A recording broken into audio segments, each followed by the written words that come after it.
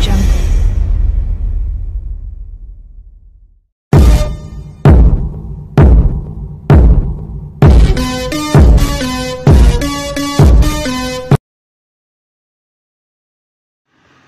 Jésus était mort, crucifié, ressuscité, élevé à la droite de Dieu, comme dit les évangiles.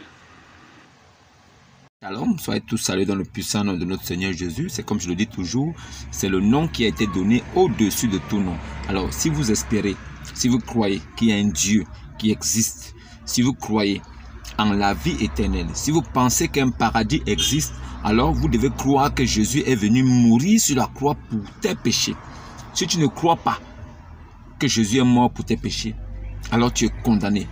Voilà pourquoi il a dit, c'est pourquoi vous mourrez dans vos péchés si vous ne croyez pas ce que je suis. Il n'a pas dit si vous ne croyez pas en moi. Il a dit si vous ne croyez pas ce que je suis. Alors qu'est-ce que Jésus est? Jésus est le sujet d'adoration des hommes. Dans sa position de Dieu, il est le sujet d'adoration. Voilà pourquoi lui, Dieu, lui, Jésus, il a apporté le nom de Dieu sur la terre. Il a reçu ce nom. Comment est-ce qu'un nom peut être le nom au-dessus de tout nom? Le nom au-dessus de tout nom ne peut que être le nom de Dieu. Alors, si vous avez reçu un nom au-dessus de tous les autres noms, cela signifie que ce nom est le nom de la divinité. C'est le nom de Dieu lui-même, tout-puissant. Pourquoi c'est le nom de Dieu? Comment est-ce qu'un nom peut être le nom au-dessus de tout nom? Posez-vous la question. Vous-même, asseyez-vous dans un endroit et posez-vous la question. Pourquoi est-ce que le nom de Dieu peut être le nom au-dessus de tout nom? Si ce n'est le nom de Dieu, c'est le nom de qui? Qui mérite la louange et l'adoration? Si ce n'est Dieu. Qui mérite l'honneur, la magnificence? Si ce n'est Dieu. Qui est le Tout-Puissant? Si ce n'est Dieu. Jésus-Christ est le nom de Dieu manifesté en chair. Ce nom devait être porté par un humain.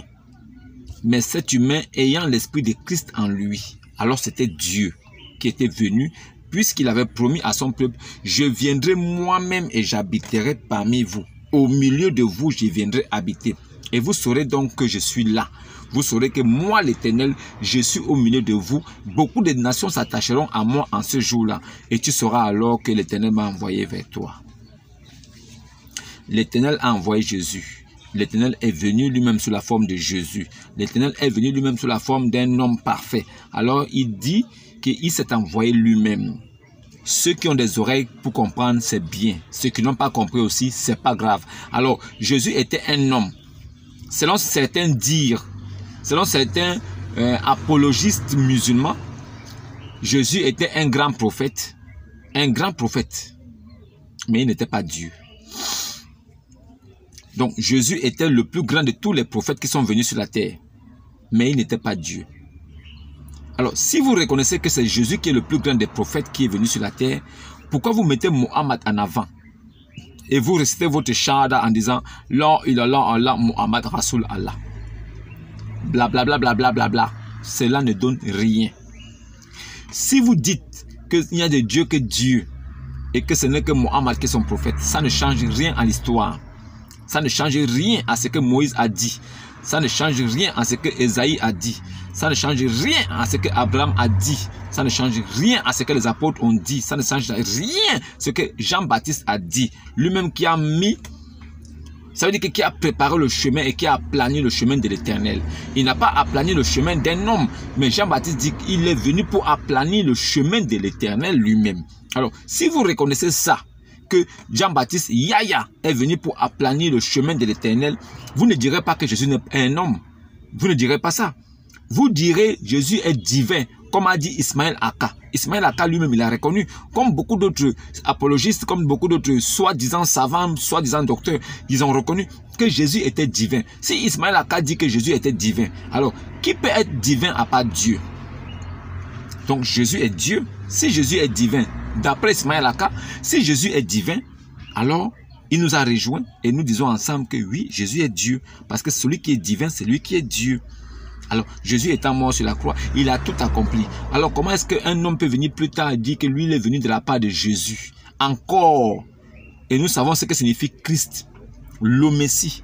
Dans le Coran, il est appelé Al-Masiyah. Si Jésus est appelé Al-Masiyah, ça veut dire qu'après lui, il ne doit plus avoir un autre prophète. Pourquoi les gens disent des choses et ils se contredisent eux-mêmes? Jésus-Christ est le dernier des prophètes qui devait venir. Il est venu comme le prophète, le berger. Il devait venir comme le maître. Et après lui, ça devait s'arrêter. Jésus est venu comme le dernier des prophètes. Il a dit, il a tout accompli. Alors, il a laissé un héritage. Ceux qui veulent être sauvés, suivez ce chemin. Alors, si les gens viennent à vous pour vous dire que Jésus est venu pour vous donner le mariage, ce sont des menteurs. Jésus est venu pour ta percée financière, ce sont des arnaqueurs. Jésus est venu pour ta guérison, ce sont des bandits spirituels. Ils en veulent à vos porte-monnaies. Ils sont là pour vous dépouiller, prendre votre argent. Des soi-disant envoyés de Dieu de notre temps. Des gens qui sont venus pour se faire de l'argent. Ils ne sont pas là pour Dieu. Ce sont des hommes d'affaires, des businessmen. Alors, ils prennent des peuples naïfs pour pouvoir les en tirer un peu plus. C'est-à-dire qu'ils vont venir prendre le peu que vous avez. Vous n'aurez plus rien et vous n'aurez rien reçu en retour. Pourquoi ne venez-vous pas apprendre aux gens à savoir qui est Dieu? Pourquoi ne venez-vous pas pour montrer aux hommes comment chercher Dieu, connaître Dieu et savoir comment vivre avec Dieu en soi? Jésus nous a promis le Saint-Esprit qui est le consolateur, l'Esprit Saint, l'Esprit de vérité qui demeurait en ce moment au temps des apôtres. Cet Esprit-là devait demeurer aussi avec nous en notre époque.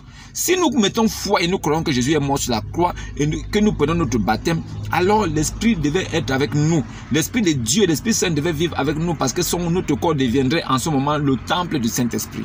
Alors, pourquoi est-ce que les gens viennent aujourd'hui nous dire ou bien entraîner le peuple de Dieu dans la perdition en leur faisant croire que non, venez le voir parce qu'il va vous guérir? Non, venez le voir parce qu'il va vous ouvrir les yeux. Venez voir Jésus parce que vous devez manger son pain et boire son sang. Venez voir Jésus parce que vous devez manger son pain et boire son vin. Manger sa chair et boire son sang. C'est pour ça que vous deviez venir voir Jésus. Venez voir Jésus pour savoir qui il est et qui il représente. De quoi il est capable si vous le connaissez et que vous l'avez dans votre vie.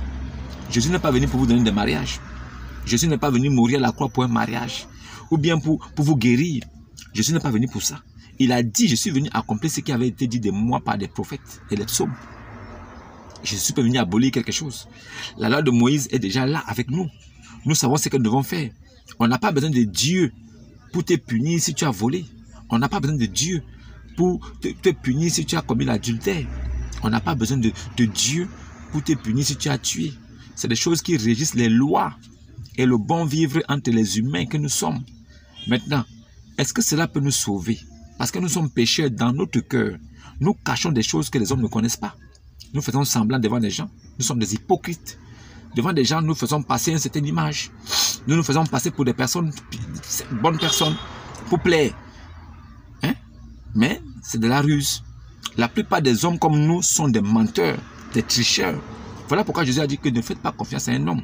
Ne mettez pas votre confiance à un homme, car il peut vous décevoir, il peut vous tromper, il peut vous lâcher. Mais cherchez à connaître Jésus et quand vous l'avez connu, mettez votre foi et votre espérance et votre confiance en Jésus seulement. Alors lui, il n'est pas un homme pour mentir ou pour vous tromper. Il a déjà parlé et ce qu'il a dit s'est accompli. Et il y a encore des choses à venir qu'il a dit qui vont s'accomplir. C'est un Dieu. Dieu, c'est Jésus-Christ. Si Jésus-Christ a dit quelque chose, ça s'accomplira certainement. Vous qui ne connaissez pas Jésus, cherchez à le connaître d'abord au préalable. Et il faudrait que les gens vous enseignent. Celui qui est votre guide spirituel doit vous montrer le chemin, vous dire comment marcher, vous montrer, vous exhorter à faire comme Jésus, à devenir semblable à lui. Lui, Dieu, qui s'est fait semblable à un homme, qui s'est dépouillé de sa gloire, se rendant semblable à un serviteur. Il n'avait ni forme de beauté, ni éclat pour attirer les regards. Il était semblable à toi, à moi. Il était comme un néant. Il n'était rien. Toi, deviens comme Jésus, apprends à connaître qui est Jésus et deviens comme lui. Fais comme lui, dis des choses comme lui et appréhende les choses comme lui. que son esprit soit avec toi. Alors la guérison viendra si lui, il veut. Alors le mariage viendra si lui, il veut. Alors la vie sera longue si lui, il veut. Alors vous accomplirez vraiment des exploits si lui, Jésus, il veut. Parce qu'à la fin de toutes choses, n'oubliez pas que c'est lui qui nous a créés. C'est lui le créateur. Il nous a créés pour un but précis. Nous sommes ses marionnettes. Lui-même, il connaît le but pour lequel il nous a créés. Alors nous prions parce que nous avons des désirs que la chair demande. Alors s'il peut les exaucer, tant mieux. Mais si cela n'arrive pas, c'est sa volonté. Ne vous prenez pas la tête à suivre des gens qui vont vous raconter que venez voir Jésus pour être guéri. Venez voir Jésus pour ceci. Ils vont vous dépouiller. Je le dis haut et fort ici. Ces gens-là en veulent à vos portefeuilles. Ils ne sont pas là pour vous sauver. Des gens prennent des avions, ils vont de pays en pays pour dépouiller les pauvres, pour dépouiller ceux qui n'en ont pas. Lui qui est censé servir les autres, il se fait servir et il se sert dans les poches des gens. Oh, venez pour un miracle de guérison, venez avec 20 000. Oh, venez pour un miracle de ceci, venez avec 50 000. Oh non, venez pour guérison de ceci, il faut venir avec oh non, il faut venir avec un bon truc, hein. Il faut venir avec une bonne... Non, il faut venir avec une bonne... Non, tu ne peux pas venir, tu sais, tu viens pour Dieu, donc viens avec quelque chose de bien, hein. Tu viens avec une somme importante pour que tu reçoives aussi ta guérison, pour que tu reçoives ton mariage, pour qu'on brise les chaînes sataniques de ta famille, qui t'empêchent de te marier, qui t'empêchent de voir ton mari, qui t'empêchent d'avoir des enfants. Ça, c'est de l'arnaque. Ce sont des bêtisiers, des faux oins, des faux pasteurs. Ils sont là pour se faire de l'argent et rouler dans de belles voitures, de belles maisons. Ils ne connaissent pas ce qu'on appelle travailler. Ils refusent de travailler. Ce sont des paresseux. Ils veulent s'asseoir et manger votre argent pendant que vous souffrez votre dur labeur. N'acceptez plus ça. Mettez stop à ces choses-là. Grandissez un peu spirituellement. Soyez semblable à celui que vous disiez connaître. Soyez semblable à celui que vous dites connaître. Soyez semblable à celui que vous pensez connaître. Soyez semblable à Jésus. Cherchez à connaître qui est Dieu. Vous saurez qui est Jésus. Vos guides spirituels ne vous apprennent rien. Ils sont là seulement pour se faire de l'argent avec vous. Ils utilisent vos corps. Ils utilisent le nom de Jésus pour les fins personnelles. Ils ne sont pas là pour la sauvegarde ou bien pour que vous soyez sauvés. Ils sont là pour un but, pour vous dépouiller. Vous dépouiller et ils vont aller rouler dans les grosses voitures. Ils vont envoyer les enfants en Europe étudier, dans des grands pays étudier, dans des grandes écoles. Pendant ce temps, vos enfants continuent à moisir dans des écoles privées, tout ça, l'école publique, là où ils ont du mal même à manger et à acheter un livre. Vous vous êtes dépouillé, pensant que vous vous dépouillez pour Christ. Non, vous vous dépouillez pour un homme qui a été formé des mains d'hommes et qui vient vous enseigner une doctrine des hommes qui n'a rien à voir avec Christ. Et vous êtes égarés. Un aveugle qui vous conduit, vous des aveugles, vous allez tous tomber dans un trou. Si lui, il refuse de vous enseigner la vérité de Christ et il vous enseigne des choses qui lui permettent d'être au-dessus de vous escroquer, de vous dépouiller, alors vous qui le suivez, vous irez en enfer comme lui. Vous ne seriez pas épargnés. Jamais. Vous ne serez jamais épargnés. Alors cherchez à connaître Christ. Tous des hommes là, des histoires qu'on raconte partout là, oh Jésus guérit tout ça. Éloignez-vous de ces gens-là. Ils ne sont pas venus là pour vous sauver. S'ils veulent être des guides spirituels, alors qu'ils vous prennent et qu'ils vous baptisent au nom de Jésus. En ce moment, qu'ils vous dispensent des enseignements de Christ pour que vous aussi vous deveniez des enfants de Dieu. En ce moment-là, vous pourriez vous-même prier et trouver la guérison si Dieu le veut. Vous n'aurez pas besoin de lui. Maintenant, lui qui est plus affermi dans la prière, il vous aidera. Il vous montrera comment faire. Selon ce que l'Esprit lui montrera.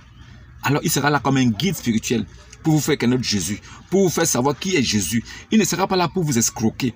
Il ne sera pas là pour prendre votre argent et disparaître, reprendre son avion, rentrer dans son pays, aller construire ses belles maisons, investir dans les actions et tout le reste. Il ne sera pas là pour rouler dans les belles voitures, dans les jets privés parce qu'il vous a dépouillé. Réveillez-vous, Africains. Réveillez-vous. Je vous demande de vous réveiller. Vous les Africains qui dormez. Et surtout vous les femmes qui êtes remplis d'émotions. Qui suivez ces gens-là pour l'émotion, avec l'émotion. Dieu. Non. Dieu ce n'est pas un Dieu d'émotion. Dieu c'est un Dieu d'esprit et de vérité. Est-ce que tu connais Christ? Toi qui suivras cette vidéo, as-tu connu Christ? Qu'est-ce que Christ t'a dit? Qui il est pour toi? Qu'est-ce qu'il représente pour toi? qu'est-ce que lui, il attend de toi? Donne ta vie à Jésus. Non, il n'a pas besoin de ta vie. Jésus n'a jamais dit qu'il est venu pour ta vie. Donc, donne ta vie à Jésus là. Ce sont des arnaqueurs qui le disent. Reconnais simplement qu'il est Dieu. Et crois qu'il est mort sur la croix pour toi. Prends ton baptême au nom de Jésus. Alors, suis les enseignements qui te permettront de grandir spirituellement. Tu es déjà enfant de Dieu en ce moment-là. Alors, tu recevras l'Esprit de Dieu. Alors, tu pourras faire le chemin que Dieu a choisi pour toi. Si tu es sémence de Christ, alors au préalable. Parce que tout ce qui arrive à l'homme est la volonté de Dieu et non la volonté d'un homme. Il n'y a pas un homme sur la terre qui peut prier pour toi pour changer ton destin. Ça n'existe pas, ça n'existera pas. Il n'y a pas un homme qui va quitter de l'Europe et dire qu'il va venir prier pour toi pour te guérir. Si Dieu n'a pas décidé ainsi. Alors toi qui vas te lever, aller voir cet homme-là. Quelle est la révélation que toi tu as reçue? Est-ce que l'Esprit t'a visité pour te dire, écoute, tu iras voir tel monsieur, il va te guérir, il va te soigner, il va te toucher, il va te guérir. Vous n'avez aucune révélation, mais vous vous levez comme ça parce qu'on vous a dit et vous partez trouver un homme qui dit qu'il va vous guérir, il va prier pour vous. Ça ne va jamais se passer comme ça, vous n'allez pas guérir. Parce que Dieu, il parle à ses enfants au préalable. Nous avons tous l'Esprit de Dieu en nous. S'il y a quelque chose qui doit se passer, il nous prévient, il nous dit. C'est vous qui ne comprenez rien. Et vous vous faites abuser par ces vendus, ces bâtards, ces envoyés du diable, ces ministres sataniques des ténèbres qui viennent vous emporter avec vous. Ils vous emportent avec eux dans le fin fond de l'enfer étant vivants. Vous êtes comme des morts vivants. Voilà pourquoi Jésus a dit que laissez les morts enterrer les morts. Ceux dont Jésus parlait étaient encore vivants. Mais Jésus les appelait déjà des morts. Si vous suivez ces gens-là, vous serez des morts vivants. Réveillez-vous. Et vous là, les pasteurs là, qui vous levez un matin comme ça, comme vous avez vu un frère de l'église parce qu'il a un petit travail, il a un peu d'argent, vous commencez à lui chercher la femme de l'église là. Dieu m'a dit, Dieu m'a dit, Dieu m'a dit, Dieu m'a dit, la sœur telle, hein, c'est la sœur telle, hein. Alors que la sœur telle est venue là-bas seulement pour le mariage. Elle a fini de courir partout, rouler sa bosse, enlever son caleçon partout chez tous les hommes de la ville. Elle a fini de visiter tous les plafonds de la ville là où elle vit, sans compter les autres villes qu'elle a visitées. Elle a visité tous les plafonds. Ses yeux ont regardé le plafond fatigué. Alors elle vient voir le pasteur. Le pasteur va lui coller un mari. On va te trouver toi tranquille qui est venu là avec un esprit disposé. C'est toi, on va prendre une sorcière comme ça te coller pour dire que non, voilà, c'est Dieu qui m'a dit que c'est ton mari. Ou bien c'est le contraire. On va prendre un vieux sorcier, un roublard qui a un hémorroïde, qui a du mal à démarrer. On va te coller ça à toi, la femme. On dit non, c'est ton mari, c'est Dieu qui a décidé. Il faut que vous vous mariez. C'est l'église même qui prépare le mariage, qui finance. Parce que c'est l'arnaque. Ils savent que c'est un piège. Dès qu'ils vont vous marier, ils vont dire que c'est que Dieu a uni. Aucun ne doit les désunir. Comme ça, tu vas rester avec ce fardeau là sur ta tête, tu dois soulever ça. Arrêtez vos affaires de marier les gens là. Le mariage ne vous concerne pas. Vous, faux pasteurs, faux ouins qui marient les gens dans vos églises là. Écoutez bien ce que je dis. Ce qui concerne le mariage, Dieu ne vous a jamais mandaté pour venir marier les gens. Si vous êtes venu sur la terre pour parler de Dieu, alors parlez de ce qui est écrit. Occupez-vous de la sauvegarde des âmes des hommes. Les brebis que Dieu vous a données là, ce ne sont pas vos brebis. Les hommes que vous conduisez là, ce ne sont pas vos âmes. Les arbres que Dieu vous a donnés de perdre là, ce ne sont pas vos arbres. La vigne que Dieu vous a donnée là, ce n'est pas votre vigne. Vous êtes juste des gardiens de cette vigne. Alors gardez cette vigne jusqu'à ce que le Père reviendra. Vous avez détourné cette vigne. Vous avez tiré le vin, vous voulez boire ça et vous laissez la vigne sèche. Vous êtes des maudits. Vous êtes des bâtards, des envoyés de Satan. Vous qui mariez les gens dans vos églises et vous dites que c'est Dieu qui m'a dit, Dieu m'a dit, Dieu m'a dit, des mariages qui durent 2 mois, 1 an et les couples se séparent. Parce que vous avez mis la bouche de Dieu en disant c'est Dieu qui t'a dit. Est-ce que Dieu peut te dire quelque chose et cela ne s'accomplit pas jusqu'à la fin? Comment Dieu peut te dire que tel frère et telle soeur doivent se marier et ils ne font même pas 1 an de mariage, ils se séparent que de poissons? Quel est ce Dieu-là qui peut se tromper à ce point? Qui est ce Dieu qui peut mentir, qui peut dire des choses et ces choses se gaspillent? Notre Dieu est un Dieu d'ordre. Arrêtez ça. On vous parle, vous ne comprenez pas. On vous parle. Ouvrez bien vos oreilles. Arrêtez ça. Arrêtez ça. C'est moi qui vous le dis. Arrêtez. Shalom et à demain.